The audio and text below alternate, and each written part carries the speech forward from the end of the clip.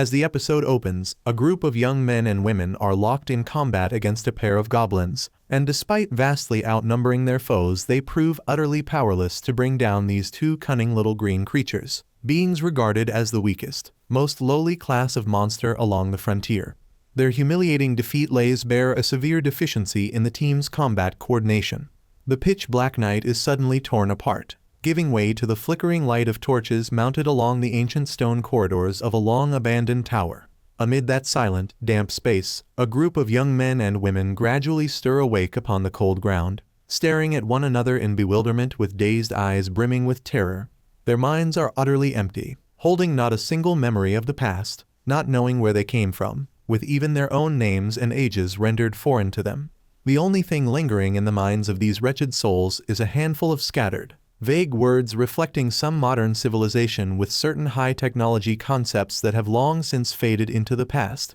They struggle to dig through their memories in search of a name, a familiar face, or a home address, yet all they receive in return are blank, formless voids. After moments of overwhelming confusion that drive them to tears, the band of strangers helps one another out of the dark cellar, stepping bit by bit into a wholly unfamiliar world called Grimgr. At the central plaza of the fortified city of Otana, where gray stone buildings rise densely beneath a vast open sky, they are led before a figure of utterly bizarre appearance and demeanor. This man is named Brittany, and he holds the post of office chief overseeing the local volunteer soldier force. With his garish outfit, gaudy makeup, and eccentric, swaying mannerisms, he quickly draws a fierce reaction from a tall young man of strong, brash character among the new recruits, named Ranta. Unable to stomach the vagueness and the mocking attitude of the other party, this hot-tempered fellow immediately speaks up to question him bluntly, while hurling insults at the appearance of the chief officer in broad daylight.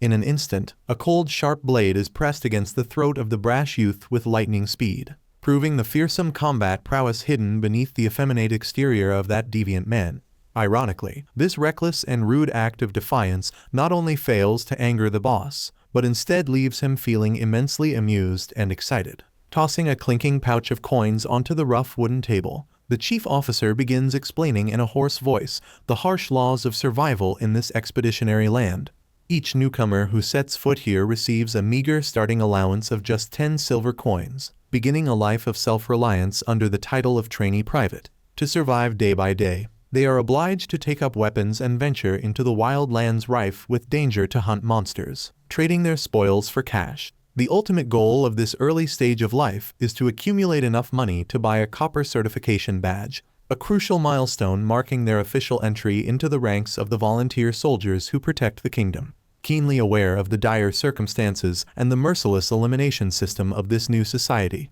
an ambitious red-haired youth named Renji steps forward to rally others, actively gathering the most physically robust and mentally resolute individuals to form an elite squad. The inevitable consequence of this pragmatic selection is that those who appear weak, timid, and indecisive are ruthlessly cast aside. With no other option left to cling to, the 6 pitiful souls left behind have no choice but to draw close to one another, forming a reluctant alliance in search of a slim chance at survival in a world riddled with lurking dangers. The strict regulations of Grimgr require every novice to join a specific professional guild and undergo a basic week-long training course to shape their combat style. Under the guidance of the group's leader, the gentle brown-haired young man decides to step onto the path of a thief, learning to stalk and assassinate in the darkness. The one who instructs him directly is Barbara, a female master with an extremely sultry figure, but an utterly ruthless, violent, and severe training style. For 7 straight days and nights, he must learn to grow accustomed to the dark, hone the skill of moving without a sound, and master the use of the dagger along with fatal slashing strikes to the enemy's vital points. The other members also scatter to every corner of the city to seek faith or train their muscles at the solemn guilds of the warriors, mages, and priests. As time slips swiftly by, the disparity in wealth and ability between the squads becomes immediately apparent the moment the short military course concludes. Renji's group, having gathered nothing but skilled fighters of superior physique, quickly earns enough money through their victorious hunting trips, smoothly obtaining the prestigious badge to become official soldiers after only a few short days. By contrast, the fate of the 6 weaklings led by Haruhiro's faction is utterly tragic and arduous. Despite pouring in all their effort and the combined strength of all 6 members on their first sorties, They remain entirely powerless to bring down a pair of goblins, those cunning little green creatures regarded as the weakest, most lowly class of monster along the frontier. That humiliating, disgraceful defeat lays bare a severe deficiency in the team's combat coordination. A team made up of wildly mismatched, poorly connected pieces. Holding the vanguard position is Ranta, a rude, selfish dark knight, a fellow who endlessly grumbles and boasts in a grating tone that frustrates his teammates. Fighting alongside him is the bubbly wild huntress Yum, who possesses a wobbly archery skill that sometimes hits and sometimes misses, frequently shooting wide at the most decisive moments. Behind them, the mage Shihoru is timid and fearful by nature, always standing and trembling behind her teammates, while the gentle, hefty warrior Maguzo, who loves to cook, proves far too slow and clumsy when facing actual combat. The heavy burden of carrying everyone's survival and binding these eccentric individuals together rests upon the shoulders of the young priest Minato, the exemplary captain who calmly coordinates everyone and uses healing light magic to save his teammates' lives in dire situations. Returning from a horrifying battle in which the goblins gave them a thorough beating, having nearly lost their lives in those treacherous deadly woods, the guide Minato makes a decision to change tactics for the following day. Recognizing that confronting a pair of monsters who cover for one another is beyond the team's current ability, the group will shift towards seeking out and patiently hunting stray, solitary goblins to ensure safety as well as to accumulate more real combat experience. The next morning, the sky of Grimgor greets them with warm rays of dawn light, gently sprinkling over lush green meadows stretching to the horizon, creating a poetic natural scene like a watercolor painting. On their march toward the ruined, dilapidated remnants on the outskirts, the whole band decides to pause beneath a large ancient tree to rest and have a frugal lunch of dry, cheap bread bought from a grocery shop. Amid that peaceful, dreamlike space, the atmosphere is suddenly ruined entirely by the disastrous mouth of the Dark Knight Ranta. With his mocking nature and lack of respect for the fairer sex, he repeatedly makes crude comparisons about the figures of the two girls on the team, likening the flatness like a plane of the huntress Yum to the fullness, rolling like hills, of the mage Shihoru. That tactless, vulgar joke instantly turns the two young women red-faced with embarrassment mixed with anger, plunging the group's atmosphere into a state of utterly awkward, uncomfortable strain. When the storm-filled meal ends, they pack up their belongings and continue pressing deeper into the dense thickets, hoping to find a lone target as the plan laid out the previous night had intended. Yet fortune seems to have turned its back entirely on these wretched, impoverished souls, for many hours on end scouring through every bush and rocky crevice under the blazing sun. All they encounter are bands of goblins moving in crowded packs, armed to the teeth and extremely vigilant. Recognizing that recklessly charging in to attack would be nothing short of collective suicide, the Captain Minato reluctantly orders a retreat to preserve their lives. Beneath the glow of the setting sun staining the vast expanse a fiery red, 6 figures trudge wearily, leading one another back to their shabby lodging, closing out a long and terrible day without earning a single coin, continuing their grueling chain of days of struggle and hunger in search of a foothold in this new world. Thick darkness blankets the cramped, cold room of the shabby lodging,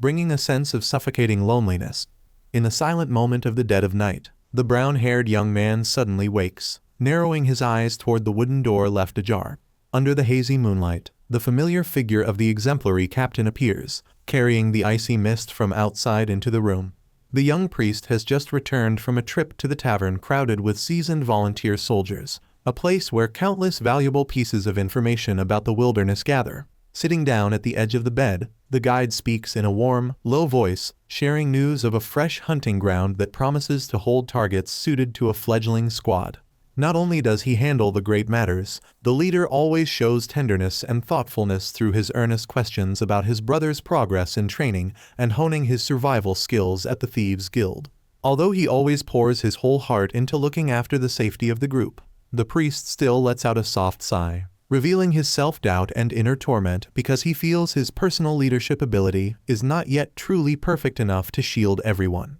As dawn breaks over the distant horizon, bringing pale rays that scatter the fog, the 6 members immediately set out, venturing into the ancient ruins to carry out their hunting plan. In the role of forward scouts, the bubbly huntress and the thief move silently through the dense clumps of trees, trying to close the distance to the suspected area in order to survey the situation. Fortune smiles upon them when they spot the figure of a single green goblin trudging along on a solitary patrol, completely separated from the crowded pack far away. Quick as lightning, the two scouts pull back, discreetly retreating to the rallying point to report the good news, preparing to deploy the encirclement plan exactly according to the scenario mapped out beforehand. Ironically, an unwanted incident arises from the impulsive, rash nature of the rude Dark Knight. He suddenly lets out a roar that echoes through the mountains and forest, shattering their initiative and thrusting his fragile assassination-minded companion into a dire predicament, forced against his will to become the one who opens the curtain on a risky life or death battle. A fierce gust from the edge of the battlefield blows through, dragging the chaotic footsteps of the remaining members charging forward to support, forming a closed ring meant to isolate the target. Even so, the fatal weakness of inadequate combat experience and extremely loose coordination instantly comes to light, rendering their numerical advantage entirely harmless against the monster's frenzied resistance. The ferocious enemy wildly swings its crude weapon, fleeing through the gaps, and even seizes the chance to drive a cold, sharp blade straight into the arm of the brown-haired thief, sending fresh blood pouring down to stain his tattered shirt red. On the razor's edge between life and death, overwhelming fear ignites the survival instinct, surging up fiercely and driving the victim to lunge forward recklessly, plunging his tiny dagger into the enemy's throat in a desperate posture. Seizing this once-in-a-lifetime opportunity, the noisy Dark Knight and the gentle warriors simultaneously swing their great blades, delivering thunderous blows to end the ugly creature's life. Before the dust and smoke can settle, just as everyone thinks the matter has come to a smooth close when the captain steps forward, preparing to cast a light spell to soothe his subordinate's wound, the corpse curled on the ground suddenly thrashes and rises to its feet, draining its last reserves of strength to dash off in search of a way to survive, leaving everyone stunned and frozen for several seconds. The quickest to react is the Shadow Warrior, who immediately gives chase, frantically unleashing a barrage of violent stabs upon the prey's body until it lies completely motionless, turned into a cold corpse. Witnessing that blood-soaked, horrifying scene, silence descends over the entire team, everyone trembling at the feeling of guilt and dread from having directly taken the life of a living creature for the very first time. Even the fierce, rough-looking Dark Knight cannot suppress the heavy psychological shock, collapsing to his knees on the damp ground and sobbing uncontrollably like a child. Wiping away their tears and the horrifying obsession after that breathless battle, the 6 wretched souls trudge back to the heart of the fortified city of Otana, seeking out the shop of a merchant who specializes in buying spoils. Because goblins are by nature the lowest, weakest creatures along the frontier, the entire haul of items scavenged from the corpse is valued at a mere 30 copper coins, a pitifully meager sum compared to the effort they expended. Even so, an unexpected gift appears from the old claw ring hanging around the monster's neck, which they casually harvested. This peculiar piece of jewelry being priced by the shopkeeper at 1 gleaming silver coin. This precious bit of finance arriving at just the right moment helps the whole group thoroughly resolve the problem of food shortage, temporarily overcoming the initial crisis stage to gain more confidence to keep moving forward on the thorny road to maturity. Acknowledging the fruit of their successful sortie, the leader decides to let everyone finish work earlier than usual, free to wander about and relieve the tension that has weighed on their minds all this time. Understanding the instability hidden beneath the brash exterior of his grumbling teammate, the thief takes the initiative to step closer, offering comfort through light-hearted jokes that are nonetheless full of understanding and shared feeling. That tactfulness quickly dispels the gloomy clouds in the heart of the Dark Knight, helping the lonely fellow regain his balance and recover his old fighting spirit. Before long, the remaining figures also gather in full upon the ancient stone bridge, together silently watching the brilliant sunset staining a corner of the poetic Grimber sky a deep red. As the gamble of time shifts toward night, silent space envelops all things, yet sleep refuses to come to the brown-haired young man owing to the worries and uncertainties that keep surfacing in his mind. He intends to turn and chat, to consult the wise priest sitting beside him. Yet when he receives a nod in response from the other party, he hesitates, not knowing how to arrange his words to begin the conversation. The awkward atmosphere is instantly shattered by the strange behavior of the Shadow Warrior, who suddenly springs up, grabs a towel, and loudly declares he wants to head downstairs to bathe once more. In truth, that shady behavior is merely a pretext concealing a deviant scheme to sneak to the sensitive area in hopes of secretly spying on the 2 young women of the team during their private routines. Despite the fierce dissuasion and the contemptuous looks from his fellow roommates, The stubborn fellow remains determined to bring his dark plot to fruition. The price comes at once when a furious roar from the huntress rings out, tearing through the dark night, accompanied by the body of the deviant being punched flying out into the corridor in pitiful fashion, closing out a long day full of upheavals with a fit of tears and laughter. The sky of Grimgor comes crashing down in drizzling thunderstorms that drag on for an entire week. The dirt roads around the city of Otana turn into muddy, slimy bogs. A curtain of white water hangs over every path, drowning the freshly kindled hopes of the band of trainee volunteer soldiers. One might have thought that after the milestone of taking down their first goblin, the string of lucky days would keep on smiling upon them. Ironically, the harsh weather snaps every sortie plan of the 6 wretched recruits. A bleak scene blankets the shabby lodging, where long drawn-out sighs replace the lively laughter and chatter of ordinary days.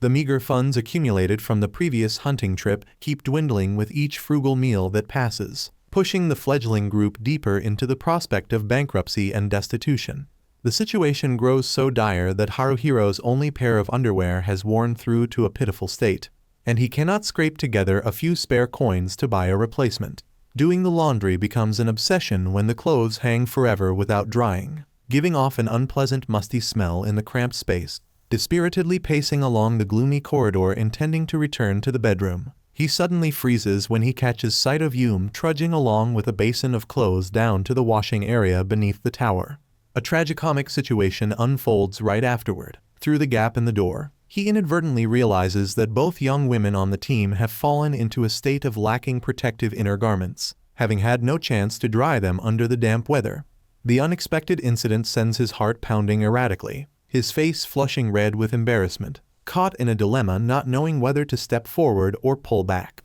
Just as the atmosphere is sunk in utter bewilderment, Ranta suddenly looms up out of a dark corner with shifty, suspicious eyes and his trademark mocking grin. Alarmed at the risk that the deviant nature of his grumbling teammate might rise up and cause a shocking scandal, Haruhiro has to use all his strength, fighting tooth and nail to drag the womanizer back toward the bedroom before he can glimpse anything sensitive, sparing the group an uncalled for commotion. When the last of the dark clouds finally consent to dissolve, giving way to brilliant rays of morning sunlight, Minato decides to completely change tactics by relocating their area of operations to the Demuro ruins. This place once held the reputation of a prosperous, sprawling ancient citadel many centuries ago, now abandoned and turned into a fortified stronghold, a crowded gathering ground for the tribes of cunning green goblins. Fully aware that his own ability along with that of his teammates still sits at a limited starting line, the talented guide steadfastly adheres to the principle of safety first, focusing only on hunting down small,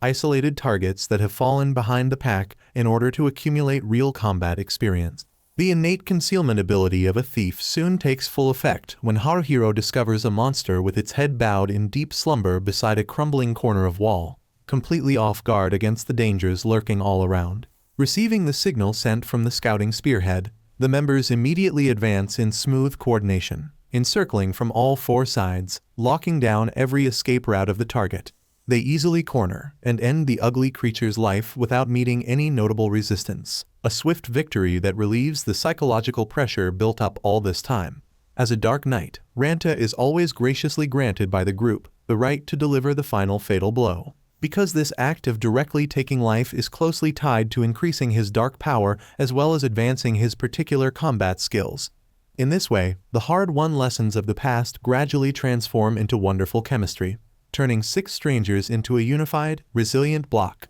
The string of days venturing into the lurking dangers of the ancient citadel begins to bear deserved sweet fruit as the coordination and tactical thinking of each individual improve by leaps and bounds, making the hunting of monsters smoother and easier than ever before. Their footsteps no longer tremble, Miguzo's sword strokes now carry mighty force, and Shiharu's incantations are chanted out more quickly and accurately. Not only playing the role of a healer covering from the rear, Minato is also extremely meticulous and careful, using paper and ink to redraw detailed maps of the routes, alleys, and ambush points the team has passed through. This quiet work aims to accumulate valuable material, guarding against unforeseen incidents or perilous situations that may descend in the future as they push deeper into enemy territory. Thanks to the steady haul of spoils from their successful expeditions, the financial pressure that has weighed on them for so long is at last relieved, bringing an optimistic, buoyant atmosphere to the whole team. Haruhiro can finally treat himself to a brand new pair of protective trousers after his string of days enduring miserable tatters,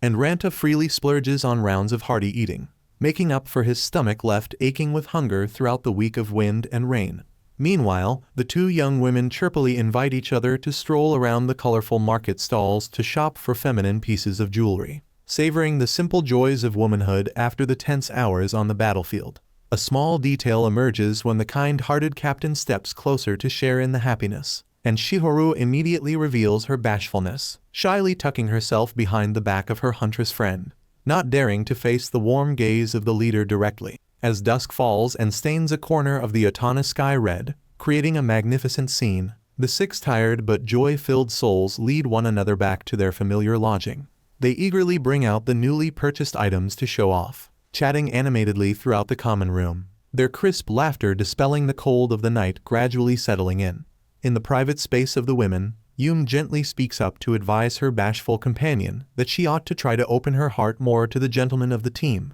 and should not always keep an evasive, wary attitude. She stresses that everyone is now a comrade who has been through life and death together, especially the exemplary, thoughtful leader who always wholeheartedly worries about and cares for the safety of each member without seeking any personal benefit for himself. Late night descends, all things sink into deep sleep, and the hazy moonlight slants through the window frame onto the silent room. Haruhiro lies tossing and turning, gazing up at the ceiling, sleep refusing to come owing to his rambling thoughts about the future. Quietly turning toward the bed beside him, he takes the initiative to express his sincere gratitude to his companion for his quiet sacrifices and contributions, his skillful guidance that has given the whole team the stable, well-fed circumstances they enjoy today. In response to that respectful praise, Minato only smiles modestly, gently shaking his head and affirming that he feels immensely fortunate and happy to fight side by side with these wonderful, trustworthy people. In Haruhiro's mind, with the outstanding talent, the sharp tactical vision,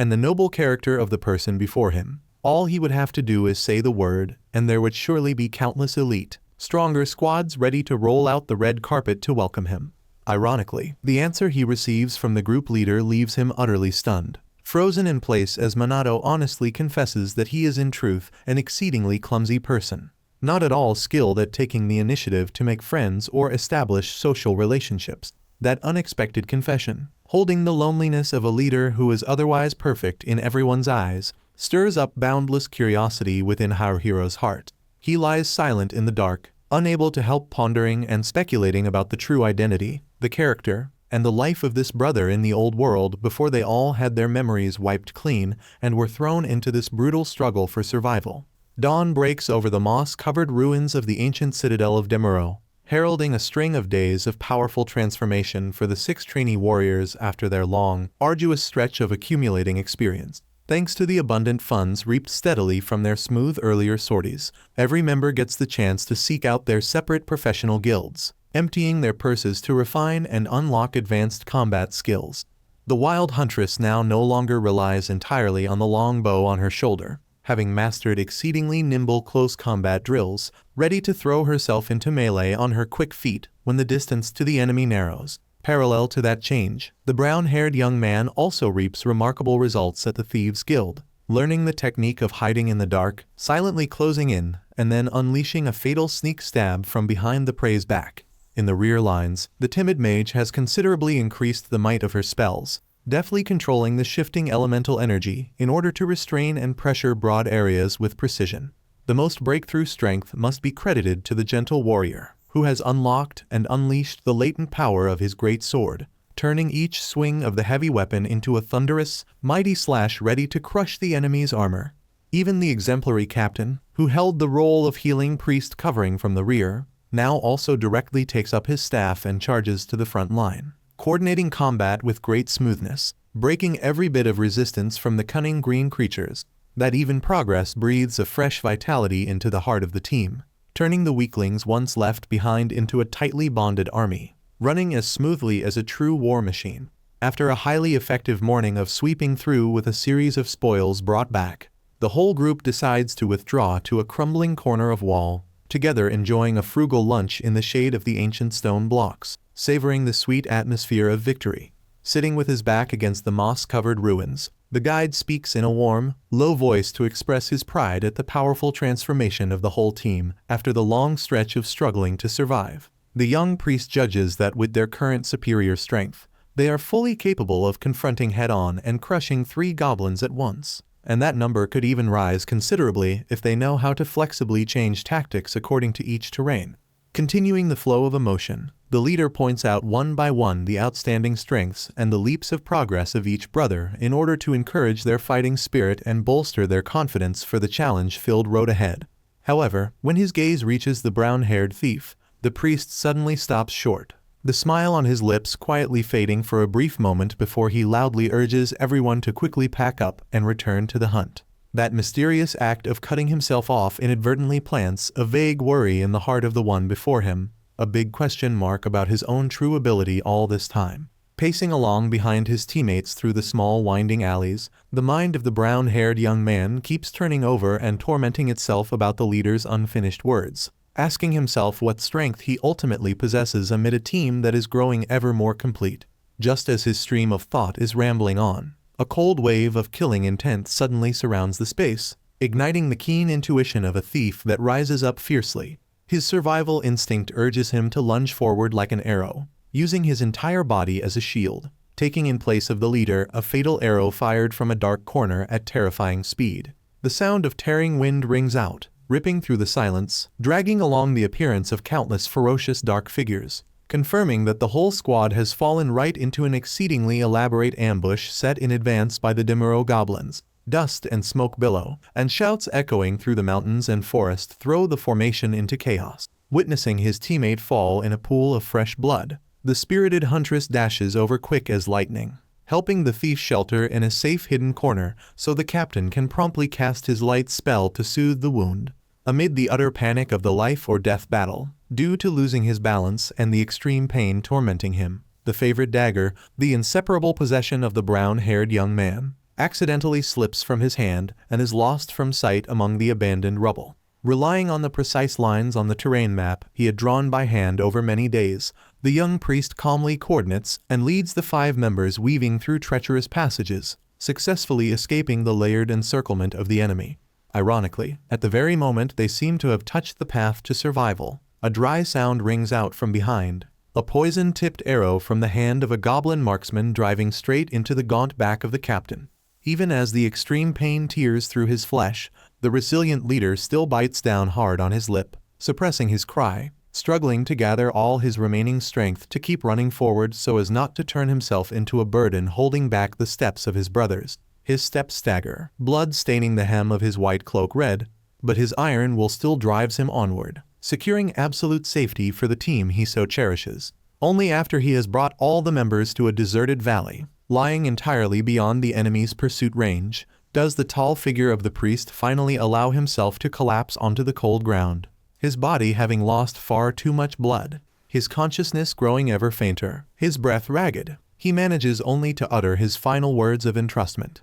handing over the heavy responsibility of carrying the team to the brown-haired thief before his eyes close completely, and he sinks deep into unconsciousness. Horrified by the terrible turn of events, the whole group hurriedly hoists up the icy cold body of the captain, racing frantically against death straight toward the priest's guild in the center of the city to beg for help. Shouts and choked sobs echo throughout the streets, shattering the peaceful atmosphere of the late afternoon. After carefully examining the wound and the body's pulse, the Grand Master, the one who once mentored Minato, gently shakes his head and delivers the cruel confirmation that the soul of the young man has departed this world forever. The dire news strikes like a bolt of lightning from a clear sky, plunging the space of the ancient temple into panic, choked sobbing, and the painful tears of the members. The loss is so great that everyone collapses. The rude dark night suddenly falls silent. The 2 girls embrace each other and weep aloud, and the gentle warrior sinks to his knees on the icy stone floor. Standing before the utter grief of those left behind, the old man speaks in a hoarse voice to advise everyone to bravely look the harsh truth in the eye, while stressing the need to quickly carry out the cremation rites for the departed. If they hesitate, the cruel dark curse of the Death King who rules this land will rise up, turning the body of the brave warrior into a bloodthirsty undead, losing all of its humanity entirely. The pain tears through his heart, his chest tightening at losing a soulmate, Yet the young thief firmly resolves not to let the body of his close brother suffer the fate of torment, turning into a filthy monster. Stepping forward with trembling hands but a resolute gaze, he comes forward to take on the entire responsibility of arranging the funeral with the very money the group had earned, because to them Minato was not only a teammate but had long since become a friend. Grief blankets the shabby lodging as the entire pool of savings of the 5 survivors is nearly exhausted after fully arranging the cremation rites for their late captain. The financial hardship is not the greatest worry, the more frightening thing at this moment being the gloomy darkness that is strangling their fighting spirit, leaving everyone in a state of having lost all direction. Amid that suffocating atmosphere, the rude shadow warrior Ranta abruptly declares that he wants to break away from the team to operate independently, casting off the loose bond that currently holds them together. That impulsive nature is immediately halted by a fiery slap from the wild huntress Yum, a decisive act that pushes the selfish fellow back to reality, forcing him to soberly confront their shared circumstances. Late night descends, and the 3 young men, without arranging it, find themselves meeting at the noisy tavern that the wise priest of old used to frequent to gather intelligence. As the drink loosens their tongues, the brutish Dark Knight begins to let loose bitter words, expressing his despairing doubt in the ideals of the volunteer soldier force, while pouring out all his fury and pinning the blame for the guide's death upon the shoulders of the brown-haired thief Haruhiro. The groundless accusation sparks a blazing war of words, driving the tension to such a peak that even someone as gentle and forbearing as the hefty warrior Mabuzo can no longer endure it, forced to slam the table and stand up shouting in order to defend justice for his friend. The cigarette smoke, the fumes of liquor, and the surrounding noise seem to strangle the atmosphere at the small table, pushing the relationship among the men to the brink of complete collapse, as the minimum trust they hold for one another has been gravely damaged. Just as the flames of anger have managed to subside, an old acquaintance named Kakawa steps up to the table to offer his deep condolences for the great loss of the wretched band of recruits. Through the conversation, this young man inadvertently reveals the brutal reality that the priest is always the profession with the highest mortality rate in all of Grimgor. That blunt remark falls like a bucket of cold water poured straight onto the minds of those left behind, helping them snap awake and recognize their own selfishness and indifference, all this time and always relying on others and neglecting to shield the guardian standing behind them. Throughout their earlier battles, they only knew to charge forward in search of glory, and to hunt monsters, leaving their gaunt, lonely teammate to fend off the dangers of the rear lines, a heartbreaking truth that makes everyone's heart clench with regret. After boasting for a while about his wide-ranging network of connections, the old acquaintance enthusiastically promises to introduce a new cleric to fill the power vacuum in their ranks, the figure mentioned being a young woman of exceedingly graceful appearance named Mary, in complete contrast to the warm, caring demeanor of her predecessor. In the very first meeting, the new priestess erects a wall of distance with an icy expression and an indifferent attitude, despite the members doing their utmost to express their welcome in hopes of helping her quickly fit in. The cold eyes of the girl glance over the team's crude equipment with detachment, extinguishing every effort by the brown-haired thief to start a conversation, signaling a storm-filled cooperation ahead. The following sorties quickly turn into a string of disastrous days due to the deep clash of views between the newcomer and the old members, especially with the perpetually grumbling Dark Knight. The new recruit causes extreme frustration with her uncooperative conduct,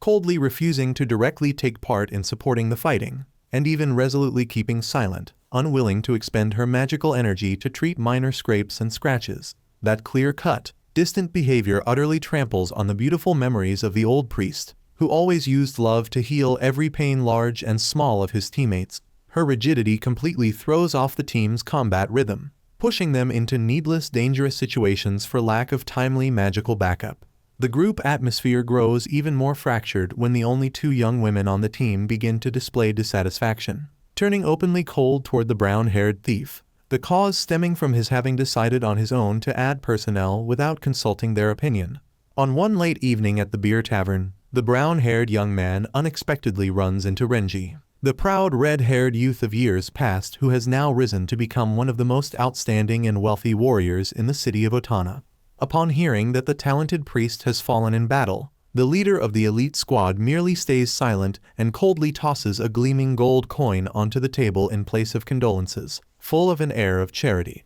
Without the slightest hesitation, the thief immediately declines that lavish gift out of self-respect, considering this pity to be entirely unnecessary to the honor of the departed. That firm act drives the shadow warrior mad with regret, because it is an enormous fortune that could change their lives. Yet the gentle warrior quickly speaks up to support the brown-haired friend's decision. The great sword wielder is firmly convinced that the soul of the late captain in the afterlife could not possibly smile if he saw his brothers having to bow their heads and accept charity from another. That night, under the hazy moonlight in the lodging courtyard, the thief gathers all his courage to take the initiative to seek out the huntress for a serious, frank conversation to untangle the knots that have built up all this time. He expresses his sincere regret over having hastily taken on a new member before receiving the consent of everyone, throwing the group's inner workings into a rift. Yet the answer from the young woman before him lies outside his expectations. The reason she and her mage friend Shihoru felt hurt and angry being not the addition of a person,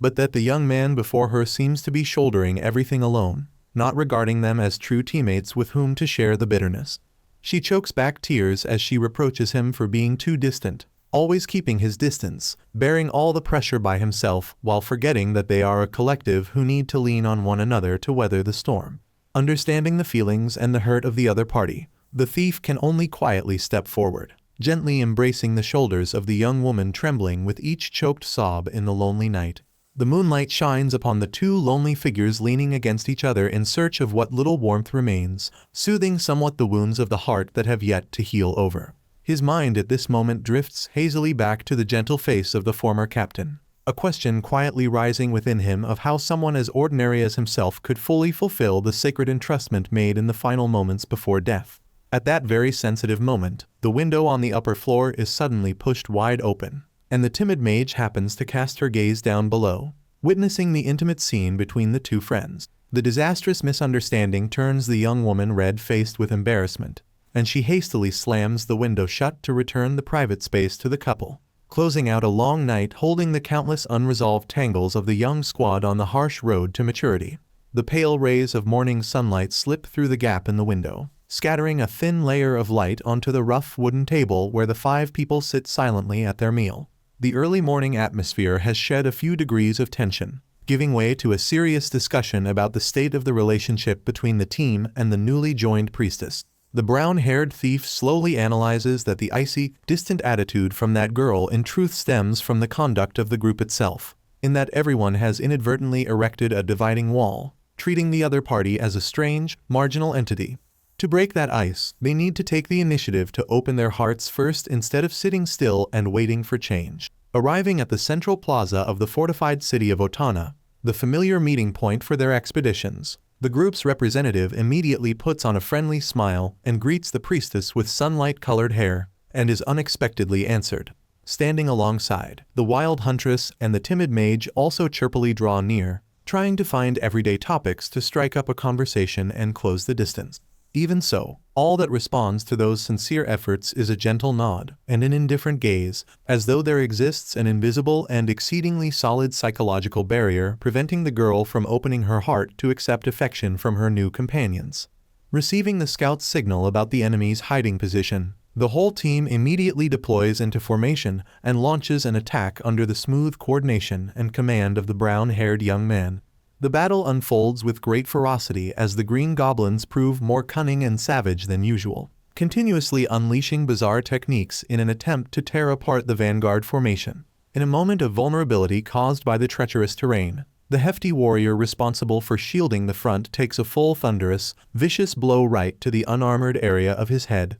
leaving him dizzy and staggering backward. After struggling arduously for a good while, through their solidarity and supreme effort, the five warriors successfully deal with the three monsters, dispelling the immediate threat. Before the dust and smoke can settle, the cold priestess unexpectedly takes the initiative to step forward, raising her scepter high to chant a light spell to soothe the wound of the one who had just taken the hit. This unexpected act leaves the brown-haired thief unable to help his astonishment, because until now he had always been certain that this girl's working style was to perform healing only when the situation on the battlefield had been completely decided. Taking advantage of the brief rest by the stream, he gathers all his courage to ask the other party directly about the reason for that change. Yet the answer he receives is only a frightening silence, proving that this girl is an entity exceedingly difficult when it comes to social communication. Late night descends, and the space of the familiar tavern grows lively with the sound of clinking glasses and the cheerful laughter of bands of volunteer soldiers returning after a long day of hard labor.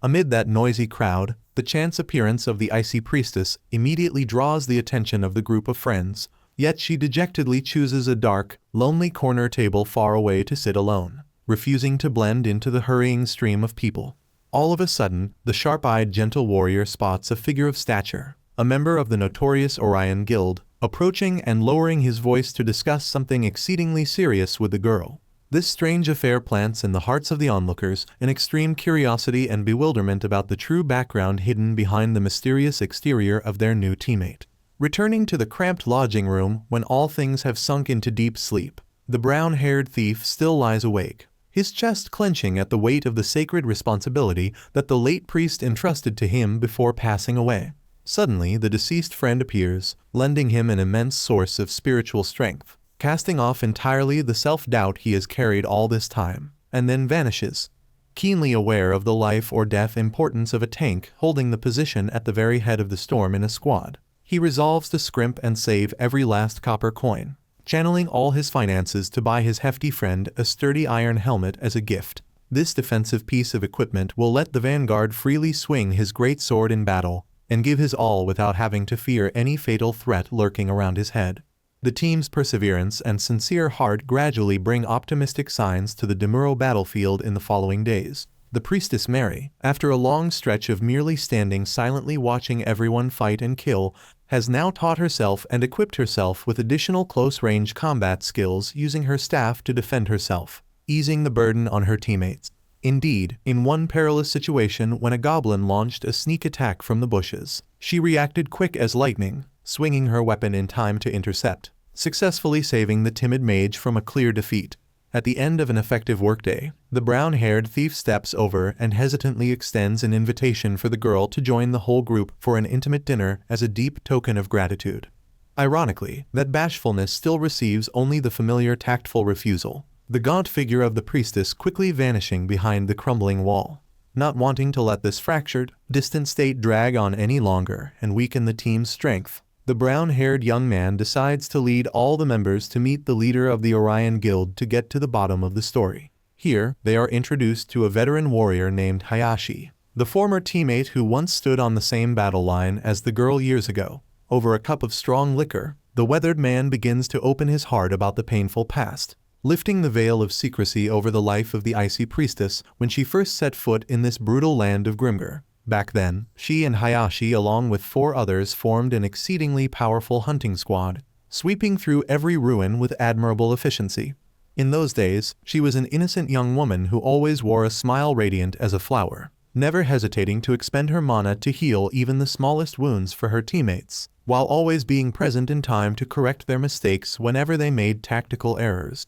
Always having a solid rear, a guardian angel sheltering them from behind, inadvertently made the members complacent, dismissive of danger, nurturing extreme arrogance and conceit in their hearts. They decided to venture forth and attack an exceedingly dangerous place, the Serena mine, without ever setting a safety limit or preparing a retreat plan for themselves. Tragedy struck on the 5th floor of the dark dungeon when the whole team came face to face with Deathspot, a colossal kobold possessing unrivaled destructive, bloodthirsty power. Amid the rain of blood and the horrifying roars of the monster, the poor priestess could only watch helplessly, tears streaming, as her closest brothers fell one by one and were crushed because she had exhausted her entire source of mana on the 4 floors above. After a single fateful night, she lost 3 soulmate teammates, embracing hatred and unceasing torment through the long drawn-out years because she always believed that her own weakness and her mistaken distribution of energy had indirectly stolen away their lives. The story soaked in blood and tears comes to a close, leaving the band of young friends fallen silent with emotion and understanding, helping them realize the immense wound of the heart that their new teammate has been forced to bear. The veil of secrecy over the painful past of the icy priestess is lifted, leaving a choked emotion in the hearts of those who listen. After the horrifying tragedy in the dark dungeon that year, she and Hayashi were specially admitted into the ranks of Orion, one of the most renowned and illustrious grand guilds in the fortified city of Otana. Ironically, the presence of her old companion was like a reflecting mirror, continuously stirring up the horrifying, guilt-laden memories of that fateful, blood-soaked night. Unable to endure the torment grinding away at her mind, she decided to walk away, repeatedly transferring through a series of different monster hunting squads all across the frontier. Owing to her severe post-traumatic psychological condition, her clear-cut conduct taken to an extreme, refusing communication, quickly led to her being cast out and driven away mercilessly by these collectives. Upon learning that the brown-haired thief had opened his arms to welcome the wretched teammate into the group, Hayashi did not hesitate to bow his head and beg the 5 young warriors to patiently shelter her, to help the poor girl recover the radiant smile of days past. Listening to the heart-stirring story, the rude Dark Knight Ranta still displays a resentful attitude, resolutely holding firm to his rejectionist stance, refusing to acknowledge the presence of the new member on their sorties. That stubborn selfishness runs into a fierce reaction from the timid maid Shihoru, who for the first time raises her voice to stand up and defend a fellow woman with sharp, deeply humane reasoning, combined with the heartfelt and reasonable, firmly resolute words of analysis from the brown-haired young man. The stubborn shadow warrior at last has to lower his arrogant ego, reluctantly accepting a temporary truce plan. The next day, the gray sky of the ancient citadel of Demuro casts its shadow over the abandoned meadows, where the 5 people trudge along stalking, searching for a target within their means to carry out their combat plan.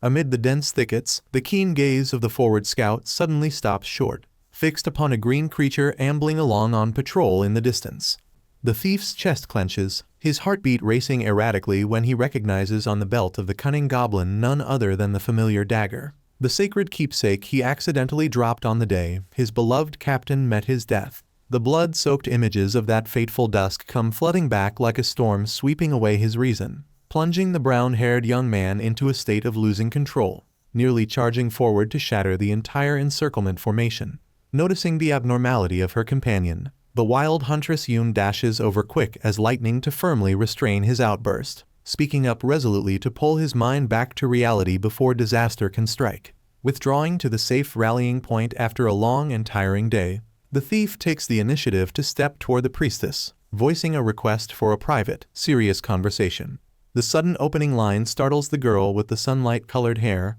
her eyes flashing with alarm mixed with grievance, certain that she is once again about to receive the decision of expulsion from the team due to her uncooperative attitude. In complete contrast to that fear, the brown-haired young man only quietly sits down, beginning to open his heart in a warm, low voice about Minato, the great former leader who once cared completely for the safety of the whole team. He chokes back tears as he expresses the belated regret of the 5 who remain, who in the past had never understood the invisible burden on the shoulders of their guardian, leaving him alone to face the life-or-death pressure of the rear lines. Only when the guide fell, vanishing forever into the void, did they snap awake, recognizing their selfish mistakes and coming to deeply grasp the sacred value of true comradeship. In the old days, it was the wise priest who was the invisible thread binding the mismatched pieces into a unified, resilient block. Now, in the role of the one inheriting the flame of leadership, the brown-haired young man earnestly hopes the girl will bravely step out from the shadow of the past, opening the door of her heart to officially become flesh and blood of her new teammates. As late afternoon falls and stains the space a deep red, before everyone returns to their separate lodging rooms, the thief still perseveres in extending an invitation for the priestess to go buy a helmet with them. Although the familiar refusal continues to ring out, a miraculous shift appears when the girl takes the initiative to speak up, making an appointment to meet everyone again the next morning with a gaze that is somewhat gentler, a few degrees less icy. After a long stretch of scrimping and saving every last copper coin from the spoils they harvested, the group's funds are finally enough to realize their goal of buying the gentle warrior a sturdy iron helmet as a gift. This solid defensive piece of equipment immediately takes full effect, completely dispelling the fear of head injury and helping the vanguard Maguso confidently swing his great sword, sweeping fiercely at the very head of the storm. The remarkable progress of the main tank brings about an exponential increase in the whole team's combat efficiency, helping them gradually grow accustomed to the dense hunting rhythm without any longer needing the direct command of their late captain. The priestess Mary also begins to make positive transformations, growing more open in communication, taking the initiative to coordinate her spell energy to heal in time, coordinating smoothly with the attacking spearheads. As time slips swiftly by, the frequency of the group's goblin kills grows ever greater and more effective. The late evenings at the tavern no longer witness the green-haired girl sitting alone in a dark corner, as she has happily sat at the shared table, raising her glass together to share everyday stories, blending completely into the warm family atmosphere. The abundant finances from their smooth hunting work create the conditions for each member to upgrade their personal equipment, while also accumulating tuition to seek out masters and study, absorbing powerful secret techniques at the professional guilds. In a tense close-range battle, the brown-haired thief suddenly experiences a strange phenomenon when a mysterious blue streak of light appears, shining precisely onto the fatal point on the enemy's body, helping him easily land a swift killing blow. The vagueness about the origin of this fateful light spurs him to kindle the intention of seeking out the female Master Barbara to study and decode the mystery of this new combat style. Looking back on the arduous road already traveled, the brown-haired young man feels that the whole team has now accumulated enough strength, ready to launch a large-scale campaign venturing into the dangerous zone to avenge their late brother Minato. The decision to attack straight into the treacherous lair of the Green Goblin tribe marks an exceedingly great life-or-death turning point, opening the large-scale revenge campaign that the 5 trainee warriors have long been nursing all this time. Standing before the boundary of the dark, damp cave, where the deep darkness is ready to swallow up every brave footstep, the green-haired priestess suddenly stops short. Her gaunt hands tremble violently as they grip the shaft of her scepter, her chest heaving with each ragged breath as the dreadful ghosts of the past at the Serena mine of years ago rise up to surround her,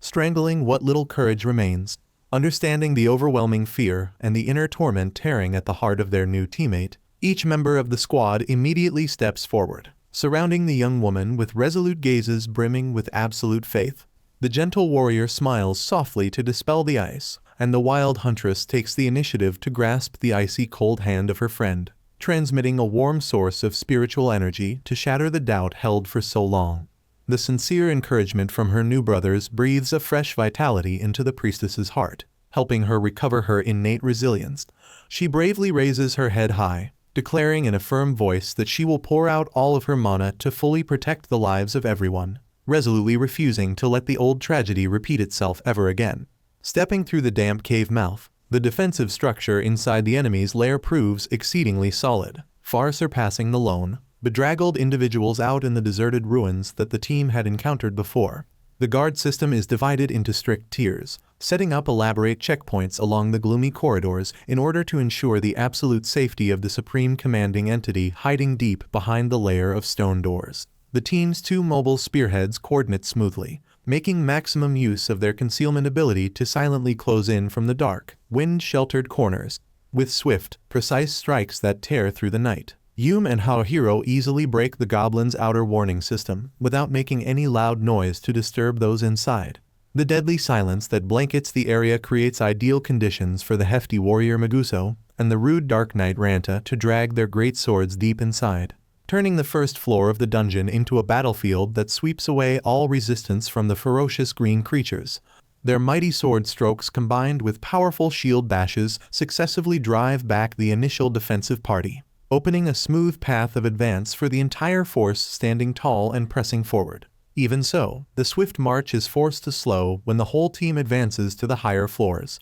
the moment the goblin chieftains begin to wake from their stupor, frantically mobilizing their most elite forces to give battle. The cramped space of the stone dungeon echoes with savage roars and the clashing clang of metal against metal, creating a battle melody exceedingly brutal and tense to the point of breathlessness. The gentle young man wielding the great sword must brace himself to hold off and endure the 1,000-pound blows from a ferocious colossal creature, holding firm his position as a solid steel shield so the rear lines can chant their spells in peace. At the same time, the thief and huntress pair fall into a perilous pincer when they clash with a guard wielding a long spear with exceeding skill, the unpredictable, shifting thrusts challenging every evasive footwork. In a moment of lost focus due to the slippery, mud-filled terrain, the cold, sharp spear tip of the enemy tears through the air, driving straight into the shoulder of the wild young woman and sending her crumpling to the stone floor. The hem of her shirt stained a horrifying fresh red. Falling into a situation of facing danger alone, the brown-haired young man is forced to pour out all his remaining strength to hold off the relentless, storm-like chain of attacks from his foe. His footsteps gradually retreating toward the crumbling corner of wall with crisscrossing tears on his crude armor. At the very moment when life hangs by a thread as the spear blade precisely prepares to take his life, Mary's scepter is raised high in time, a stream of holy light from her recovery spell enveloping his body, miraculously halting the enemy's harmful momentum. The divine power dispels the pain, combining with the precise elemental controlling spells from the timid mage Shiharu standing behind, creating an exceedingly precious tactical opening. Seizing this once-in-a-lifetime opportunity, the brave vanguard roars out a sound that echoes through the valley, swinging a thunderous, reckless sword stroke to end the life of the large creature, completely shattering the solid door leading straight into the supreme command chamber of the goblin tribe. Coming face to face with the ringleader monster gasping its last amid a pool of foul, reeking blood, the shadow warrior roars frenziedly, raising his black blade high, intending to unleash a single finishing strike to satisfy the pent-up hatred for his departed former captain. All of a sudden, a dry sound tears through the gloomy space, a poison-tipped arrow from a dark hidden corner suddenly flying over at terrifying speed, driving straight into the slender body of the priestess standing in support behind. The horrifying blood-soaked scene at the mine of years ago is like a horror film vividly reenacted before their eyes, igniting both the flames of fury and the overwhelming fear in the hearts of the 5 young warriors present at the scene. The screams and panic nearly shatter the formation. Yet noticing that their new teammate has fortunately not suffered any harm to her life thanks to the sturdy chest armor, the brown-haired thief immediately turns and dashes off. He moves like an arrow tearing through the wind, chasing the figure of the cunning goblin marksman, the one who directly loosed the cruel arrow of years past that took the life of the beloved priest. The life or death chase leads the two figures all the way up to the steep rooftop area of the ancient citadel,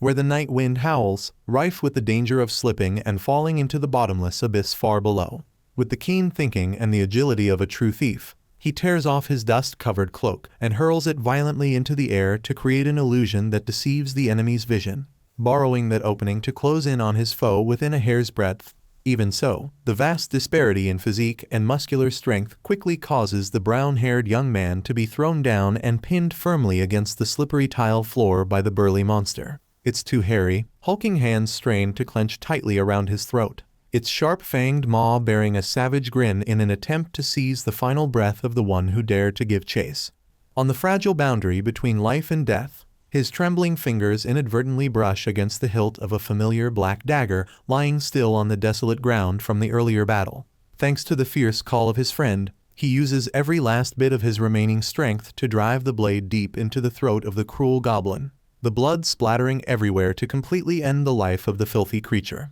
closing out the long-standing blood debt of all this time. When night has fully fallen and the cool glow of dusk gives way to a crescent moon hanging suspended over the windswept, desolate cemetery of the fortified city, 6 people stand in silence before the moss-covered stone gravestone of their late leader. The sound of the wind whistling through the rustling leaves is like the whisper of the departed, witnessing the remarkable growth of those left behind after so many storms of life. The brown-haired thief gently kneels down on the cold ground, his hand lightly touching the rough surface of the stone, whispering to boast to the soul of his brother that the whole team has now accumulated enough money to obtain official badges from Brittany. This milestone officially ushers them into the prestigious ranks of the volunteer soldiers, casting off the poor trainee label they have borne all this time to hold their heads high and press on along the expeditionary road. Alongside this, a small gift holding the deep affection of the team is reverently placed beside the grave, fully fulfilling the sacred promise made at the very beginning when they first set foot in this brutal world of Grimgor.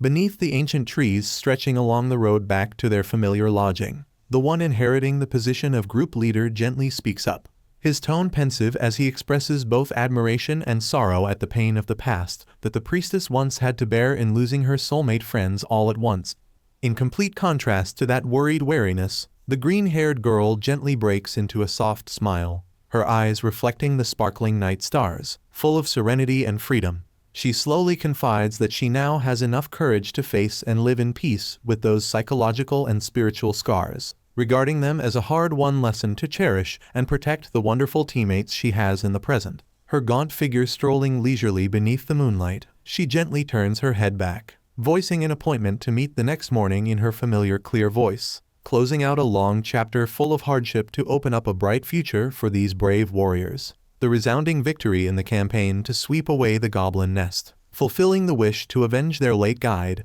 has brought a relieved, serene atmosphere over the past days. Recognizing that both the physical condition and the morale of the members need a quiet pause to regenerate their energy, the one inheriting the leader's position decides to devote an entire day to rest, setting aside for the moment all the survival worries of the brutal frontier. The everyday impulsive, hyperactive nature of the Dark Knight Ranta suddenly turns toward a surprisingly refined pastime as he shoulders a fishing rod and trudges off toward the riverbank on the outskirts before dawn has even had a chance to break. Meanwhile, the small kitchen of the lodging brims with clattering sounds, the sweet fragrance of stews prepared by the hands of the hefty warrior Maguso, mingled with the meticulous sound of chiseling as he reinforces each rivet and worn patch of leather on his heavy armor. Amid that busy yet peaceful scene, the brown-haired thief Haruhiro falls into a state of feeling lost, utterly empty, not knowing what to find to fill this rare stretch of free time. Striding aimlessly through the winding cobblestone streets,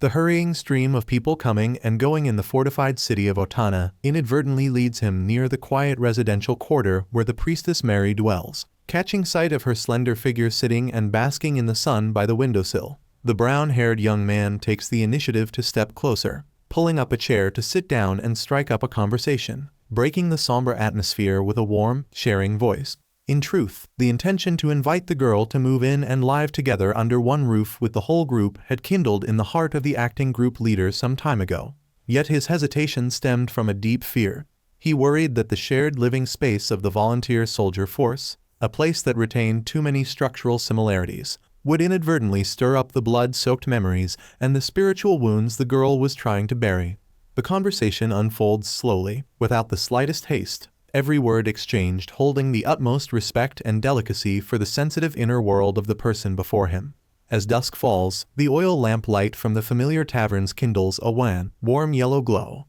gathering the 6 people together around the round banquet table brimming with laughter and chatter, sharing the fruits of their day off. Just as the merriment is at its fullest, the old acquaintance Kikawa suddenly appears, bringing exceedingly important intelligence that upends all of the group's future combat plans. A wave of migration by new monster races, possessing solid defensive equipment along with superior combat skills, far more cunning than the old generation, is massively pouring in and occupying the entire area of the Demuro ruins. This hot piece of news forces the squad leader to immediately weigh on the scales the economic equation along with the level of safety of all the members, quickly realizing that the old land is no longer the ideal fishing ground for recruits to earn a living day by day. His keen thinking spurs him to seek out a new hunting ground to take its place, and a name unconsciously springs out of his mind at that very moment, none other than the abandoned Serena mine. The moment she hears the name of that land of death, the face of the green-haired priestess suddenly turns deathly pale, her eyes flashing with overwhelming panic before she springs to her feet, pushing the door open and dashing straight out into the cold night outside, leaving bewilderment behind for those who remain. Even so, that impulsive act in no way means opposition to or avoidance of the brown-haired captain's decision to shift their territory. On the contrary, deep within the young woman's heart, she understands that this is the only chance, the fated opportunity for her to directly confront the horrifying obsession of years past, to close the painful chapter of the past with the help of her trustworthy new teammates. The unspoken understanding between souls who have each lived through loss creates an invisible binding thread, spurring the whole team to unite in facing the supreme challenge ahead. In order to prepare as thoroughly as possible for the expedition rife with lurking dangers beneath the earth, the thief decides to pour out his entire accumulated capital of 40 silver coins, no small sum for a recruit, to cultivate the spider's skill at the guild. The master Barbara, the woman with a buxom figure and sharp, perceptive eyes, directly teaches him the advanced concealment secret technique, optimizing his soundless movement footwork in the dark. Throughout the strict training process, the seasoned senior cannot help but show surprise mixed with amusement upon learning that the squad under his command has as many as 3 beautiful roses, and yet the commander himself does not possess even a single romance to his name. His character still exceedingly clueless before the fairer sex, taking advantage of the private space. The brown-haired young man brings up the question that has lingered all this time about the mysterious blue light, that sacred intuition that frequently appears to illuminate the fatal points of his enemies, to consult the opinion of his wise teacher. Upon receiving the question, the woman's expression suddenly turns grave, and she explains that the phenomenon is in truth a form of supreme intuition, the ultimate realm of combat vision that ordinarily appears only rarely once or twice in the lifetimes of great warriors hardened by the elements, that a new recruit, whose strength still sits at the starting line like him, could continuously grasp and see that thread of fate on a regular basis is an exceedingly strange thing, running counter to all the natural laws of martial evolution in the frontier. The dangling answer plants boundless curiosity in the heart of the young man. Yet the pressure of the upcoming campaign forces him to set aside all his musings for the time being. The next morning, while the thick veil of fog has yet to lift over the desolate hills, the 6 resilient warriors stand tall before the pitch-black entrance of the notorious Sarana mine. This place was once an abandoned stronghold, an inviolable land under the rule of the ferocious, bloodthirsty wolf-headed kobold race, possessing a complex social structure along with physical strength many times superior to the goblins. More frightening still, hidden deep beneath the 5th floor of this dark labyrinth is Deathspot, the colossal, brutal commander monster, the one who once crushed Mary's 3 close friends with his own hands, the fated specter waiting to be subdued under the blades of the brave brothers. The thorough preparation and the string of arduous training days at the professional guilds quickly bear sweet fruit the moment the 6 warriors set foot into the damp,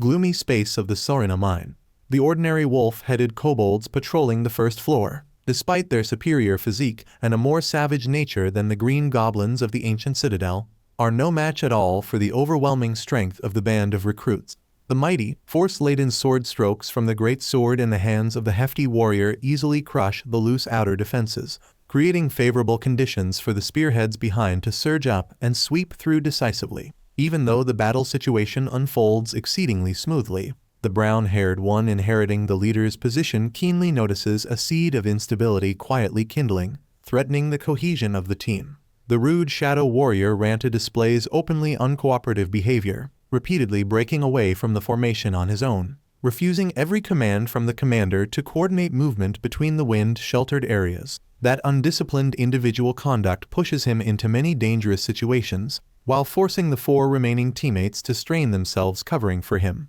expending needless energy in order to maintain the safety of the entire combat structure. Pressing deeper into the earth, the ordinary route between the floors of the dark dungeon relies on a crude system of hanging baskets, operated by winch ropes set up by the monsters along the sheer cliff faces. From the hard-won experience drawn out of the blood-soaked tragedy of years past, the green-haired priestess hastily speaks up to halt the intention of using this highly risky means, warning of the danger of being ambushed by the enemy who could cut the rope in midair. She then guides everyone to switch toward the route running along the abandoned skylight shaft, a route that, though many times more arduous and steep, ensures the maximum element of surprise, evading the scrutinizing gaze of the dense guard system. Coming face to face with the skilled defensive party on the 2nd floor of the ancient mine, the battle situation remains entirely within the control of the band of volunteer soldiers thanks to the timely brilliance from the rear. The timid mage Shihoru, after a string of days diligently researching the spells,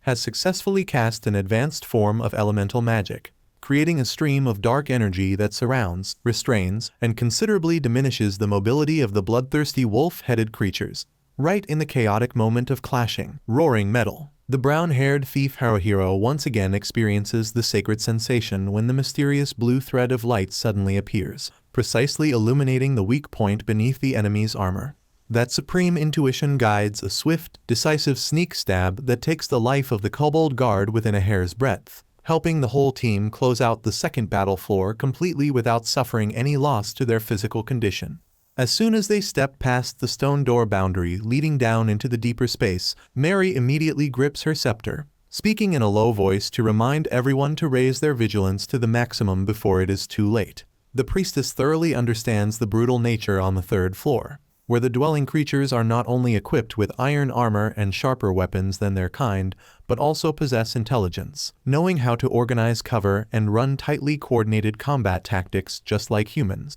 Deeply worried about the internal disintegration escalating by the day as the stubborn Dark Knight grows ever more estranged from the team, refusing to communicate during shared meals, the group leader decides he must take a decisive measure. That evening, beneath the flickering firelight of the temporary camp outside the dungeon, the brown-haired young man takes the initiative to call his stubborn friend off to a dark hidden corner to conduct a serious dialogue between the 2 men. Ironically, the selfish young man still keeps his mocking, obstinate attitude, insisting that his string of solitary actions throughout this time has brought entirely high combat efficiency without any error at all. He even lets loose bitter words of scorn, claiming that the ideal about the strength of friendship and the cohesion of mutual cover that the person before him so cherishes is merely a laughable childish game, a feeble illusion with no survival value in this merciless world of Grimgor. The consequences of the ideological rift immediately manifest clearly in the brutal melee battles that unfold the following day, pushing the whole group into a string of perilous situations due to the sabotage of the formation from the position of the Shadow Knight. During one defensive encirclement formation, he suddenly abandons his crucial position on his own to charge up and attack indiscriminately, creating a deadly defensive gap that nearly costs the brown-haired thief a fatal injury from the enemy's axe blow. Not stopping there, at the moment the whole squad is joining forces to execute a strangling tactic, cornering a large elder kobold against the wall in order to deliver a safe finishing blow. He once again disregards the lurking danger, frenziedly charging in to seize the right to end the creature's life. That act of snatching the kill and stealing the credit serves only to satisfy his selfish craving for vainglory, letting him conceitedly thump his chest and claim all the combat achievements for himself before the bewildered, furious yet helpless eyes of the brothers who share the same battle line. Overcoming the string of grueling trials, the 6 warriors officially set foot down onto the 4th floor of the abandoned Serena mine, where a strangely silent, peaceful scene opens up, completely contrary to the horrifying dread of the 3 floors above. No more savage roars, no more pungent reek of blood rising from the corpse pits. The space here seems to be frozen in an absolute silence, giving the recruits a false sense of safety. Even so, the teammate who once lived through the blood-soaked tragedy understands all too well that this calm peace is in truth merely a deceitful shell, a perfect psychological trap concealing the man-eating monster lurking in the deep darkness. That suspicion is immediately confirmed when a low, murky, bizarre sound, carrying a hair-raising frequency of vibration, suddenly echoes from deep beneath the earth, the distinctive, mighty roar of the supreme commanding entity Deathspot. That cruel, bloodthirsty sound rings out tearing through the silence, like a master key flinging wide open the boundary door imprisoning the horrifying nightmare of years past, once again flooding back to strangle her mind, leaving the entire body of the poor priestess completely frozen in overwhelming fear. The horrifying roar of the colossal entity nicknamed Deathspot grows closer by the moment, generating powerful tremors that shake the entire structure of the rock walls surrounding the cramped passage. Noticing the dazed, utterly stunned state of the blonde priestess, the brown-haired one inheriting the leader's position hurriedly rushes over, gripping her slender shoulders and shaking her hard in order to awaken the young woman's consciousness out of the mire of the fear of the past. The psychological shock temporarily pushed back, the new teammate struggles to stay calm, drawing on the painful fragments of memory that remain to lead the whole team weaving through the treacherous nooks, following a secret passage that leads straight down to the 5th floor of the ancient mine. This place is the blood-soaked land, the burial grave of the 3 soulmate friends who once stood by her side years ago, a gloomy space blanketed by a hair-raising air of death. Relying on her profound knowledge of the living habits of the wolf-headed kobold race, which is a wholly godless species that never sets foot near places of worship, Mary guides the whole group to move into an abandoned temple sitting alone in a hidden corner of the dungeon. The sacred, dust-covered space becomes an ideal temporary rest stop, helping the 5 warriors snatch a brief moment to recover their physical condition and steady their breathing after the string of tense moments of flight. The brief peace is quickly snapped when the timid mage Shihoru, with her keen senses, suddenly starts in alarm at discovering the dragging, heavy footsteps slowly advancing toward the temple entrance. Stepping out from the murky mist are 3 deformed figures, the familiar faces the priestess has yearned for night after night. Yet now their entire bodies give off a pungent reek of death, their flesh rotting due to the cruel curse of the Death King clinging to bodies that were not properly buried. Witnessing her old brothers turned into undead, the poor girl rushes forward to call out each of their names in the hope of awakening some belated trace of humanity in their souls. Every effort at crying out sinks into hopelessness, the zombies having completely lost their minimal awareness, their clouded, soulless eyes knowing only to operate by bloodthirsty instinct,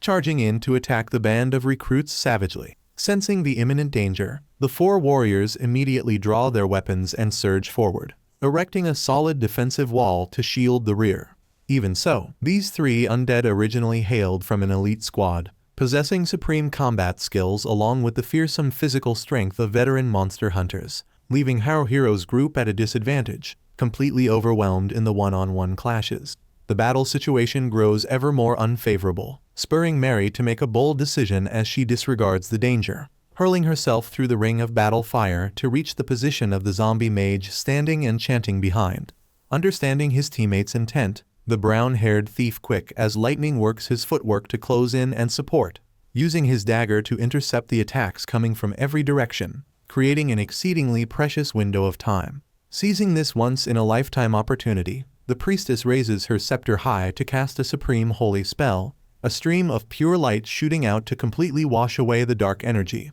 dispelling the undead curse on the body of her late female friend. With one long-range threat eliminated, the brown-haired commander quickly assigns Yume to move and support the gentle warrior Maguso in pinning down the colossal guard, while he himself dashes toward the hidden corner to reinforce the Dark Knight Ranta. In the life-or-death situation, the stubborn young man suddenly displays unexpected sharpness, taking the initiative to execute exceedingly well-coordinated tactical maneuvers, creating favorable conditions for Mary to close in and cast the holy spell to break the curse on the zombie thief. Right afterward, the last undead of the warrior type is also successfully freed from the grip of the dark magic under the resilient combined strength of all the members. Watching the streaks of soul light of her friends of years past dissolve into the air and turn to ash and dust, Mary's face reveals relief and serenity after the long stretch of days bearing the most extreme inner torment. Witnessing that sacred moment of liberation, the 5 young warriors cannot help being moved to choking emotion, a burning desire surging within each of their hearts to become even stronger in order to fully protect the lives of those they cherish. Feeling that the whole team's physical strength has reached its limit threshold after a long day of venturing into peril, the group leader issues the order to withdraw back to the surface. Yet a horrifying loud explosion suddenly rings out, tearing through the silence of the dungeon floor. The colossal monster Deathspot, along with its ferocious pack of subordinates, lunges out from nowhere like a whirlwind, frenziedly launching an attack to blockade every escape route of the band of volunteer soldiers. Amid the dire situation, Haruhiro is forced to command the members to execute a fighting retreat tactic, struggling to maintain a safe distance from the bloodthirsty giant. Tragedy very nearly strikes when the rotten wooden bridge, where the thief is standing in support behind, is made to collapse completely in an instant by a 1,000-pound ram from Deathspot. In the moment his body is about to fall into the bottomless abyss, the Shadow Warrior leans forward in time, using his rough hands to grip the arm of the brown-haired captain firmly. Ironically, just as Haruhiro is pulled up to the safe zone, the cruel commander monster hurls out an enormous block of iron with horrifying lethal force, the heavy impact making Ranta lose his balance and tumble down into the dark space below the 5th floor. Seeing his companion flailing amid danger, the brown-haired young man intends to disregard everything and turn back to leap down to the rescue. Yet the everyday selfish young man immediately shouts loudly to halt that foolish act. He uses the very responsibility of carrying the larger situation that belongs to a captain to force him to lead the others in fleeing, while loudly vowing that he, with his tenacious life, will certainly not so easily perish in this wretched corner. Holding back the grief in his heart, Haruhiro quickly climbs up the cliff edge, briefly informs the 3 girls and the hefty warrior of the critical situation, then immediately asks Mary to lead the way and bring the whole team down to the 5th floor by another secondary route in order to come to the timely rescue of the brother fighting alone. The gloomy, gray backdrop of the abandoned Serena mine enters its most brutal phase as the Dark Knight Ranta must endure a string of horrifying moments alone, continuously weaving through the treacherous rock crevices to flee the relentless pursuit of the bloodthirsty monster pack. Through his tenacity mixed with a bit of luck, the stubborn young man at last manages to struggle his way back up to the 4th floor, quickly rushing to hide inside an abandoned livestock pen reeking with the stench of rot. The brief peace does not last long, as a patrolling wolf-headed kobold suddenly catches the scent of a human and, curious, draws near, forcing him to unleash his remaining strength to end its life at once in order to preserve his own. The clash of weapons and the groaning of the dying creature inadvertently create a great commotion, officially exposing the hiding position of the Shadow Knight to the entire surrounding guard system. Fortunately, the band of volunteer soldiers led by the brown-haired thief, searching in the vicinity, also hears that string of chaotic sounds and immediately speeds up to dash toward the source of the noise. The sight of their close friend struggling to hold out amid the encirclement leaves the whole group both surprised and overjoyed, and they quickly deploy an urgent rescue tactic. From a safe distance, the wild huntress Yum draws her bow and looses an arrow tearing through the wind with absolute precision, driving it straight into the left eye of the colossal entity Deathspot charging in frenziedly. Taking advantage of the moment, the ringleader monster shrieks out in agony. Haruhiro nimbly glides through the night, reaching his brother covered in wounds and helping him flee back to the safe zone under the solid cover from the steel shield of the hefty warrior Meguzo. Having temporarily escaped the fangs and claws of death, the Dark Knight, although immensely grateful in his heart for the timely appearance of his teammates, still lets his mischievous mouth utter mocking, begging words exactly like his everyday character. Only when the priestess Mary coldly speaks up, threatening to leave his wound be and to completely stop dispensing her healing spells, does the stubborn young man consent to fall silent,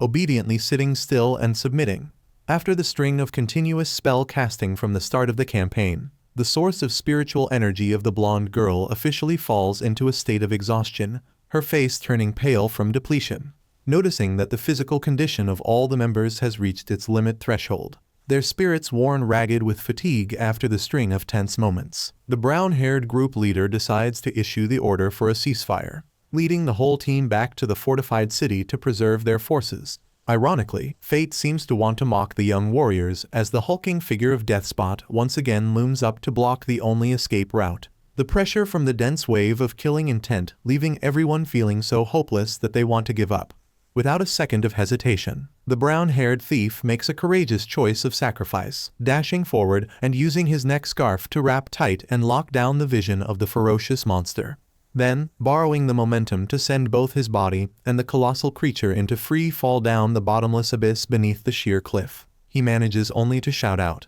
handing over the entire responsibility of protecting the safety of the three girls and the hefty warrior to his close friend Ranta. After the horrifying impact with the hard stone ground, Haruhiro gradually comes to amid an extreme daze, his chest aching sharply and his right arm having lost its ability to move. Right across from him, the colossal monster is frenziedly roaring and clawing at the cave wall as the fatal wound in its left eye continuously seeps blood, ready to grind everything around it to rubble. Aware that he has completely fallen into a dead end, with no secret passage or escape route left to flee, the brown-haired young man is forced to cast off his fear, gripping his dagger tightly to step into the life-or-death decisive battle. At that very moment when life hangs by a thread, when the boundary between life and death has become more fragile than ever, the familiar mysterious blue light once again appears, illuminating the thread of fate leading straight to the enemy's remaining eye. Entering the realm of supreme intuition, the entire space around him seems to freeze, every lunging, clawing motion of Deathspot slowing countless times over in the eyes of the young warrior.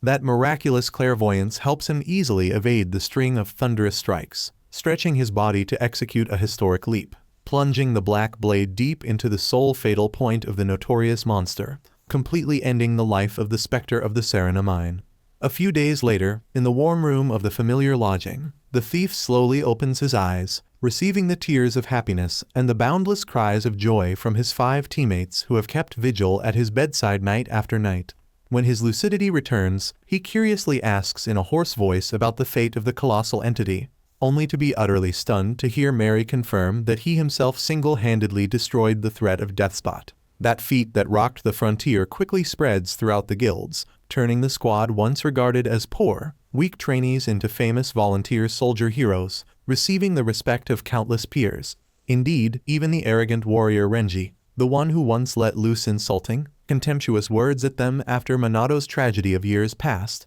takes the initiative to seek them out to express his admiration, while bowing his head to apologize for his mistaken attitude of pity in the past. The next day, when the cool rays of morning sunlight stretch across the windswept, desolate cemetery, Haruhiro and his brothers stand in silence before the stone gravestone of their late former group leader, gazing at the symbol of the official volunteer soldier badge glittering in the sun. The brown-haired young man gently breaks into a smile, his hand softly touching the rough surface of the stone with a serenity and freedom from deep within his soul. The grief of days past has now transformed into an undying faith, and he confidently raises his head high, whispering a sacred promise to the soul of his departed teammate, affirming that from this moment on, the whole team will advance together, leading this wonderful collective toward a brighter, more resilient future in the brutal world of Grimgor. Looking back on the arduous journey since the moment of setting foot in this strange land, the fragments of memory about the string of poor, hard days spent struggling to hunt down each feeble goblin gradually surface like a slow-motion film. From people who did not have a single silver coin to their name, having to share each piece of dry bread among themselves, they now stand firmly on their own 2 feet, asserting their standing with a glorious feat that even the veteran warriors must regard with caution. The growth shows not only through their combat skills tempered to a keen edge, it is also clearly present in the consciousness of each individual. The brave hefty warrior has learned how to shoulder the position of vanguard shield. The wild huntress has found composure in each shot of her bow, and the mage has cast off her timidity to master the powerful currents of magical spells. Even the arrogant dark knight, after tasting the boundary between life and death, seems to begin understanding more deeply the value of companionship, accepting that he must lower his selfish ego to blend into the shared current of the team. Standing before the spirit of his former guide, our hero gently removes the gleaming badge and softly places it on the lush green grass beside the moss-covered stone grave, regarding it as the perfect gift fulfilling the promise made at the very beginning. The boundless wind from the valley blows through, carrying the rustling of the great forest, as though the contented nod of the departed for the resilience of those left behind. He knows that even though Minato is no longer flesh and blood to share the glory with them, his soul still always exists in every decision, every step of the squad, an eternal lighthouse illuminating the souls of lonely travelers. Mary's presence in the group is like a perfect puzzle piece, not only filling the void of the priest position, but her resilience in overcoming adversity also becomes a powerful source of inspiration, spurring the whole team to ceaselessly rise up before every storm of life. The road back to the fortified city of Otana beneath the glow of dusk opens up a wholly new chapter for the brave warriors, a page of history no longer holding the shadow of clumsy trainee recruits, replaced instead by the standing of an official volunteer army full of pride. More brutal trials are surely waiting for them ahead, mysterious lands along with more savage monster races ready to challenge the iron will of this unified bloc. However, fear no longer has a place in their minds, replaced instead by confidence, courage, and an unbreakable brotherhood forged through a series of brutal life or death battles. They will continue to write their own legend, holding their heads high to face the harsh fate of the world of Grimgor, walking together beneath the dawn of a new day brimming with hope.